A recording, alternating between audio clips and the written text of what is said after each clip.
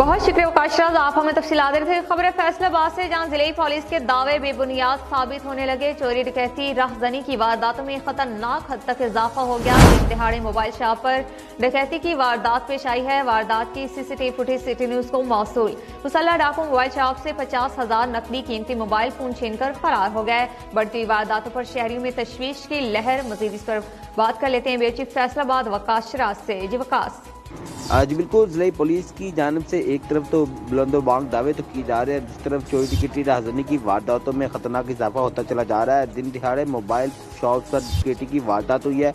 वारदात की CCTV footage जो है सिटी न्यूज़ को मौसूल है। इस फुटेज में देखा जा सकता है कि मुसल्लह डाकू मोबाइल शॉप में दाखिल होते हैं और मुसल्लह डाकू जो है दुकान से जो है 50,000 से ज़ायद नकदी और कीमती मोबाइल फ़ोन लेकर फरार हो चुके हैं।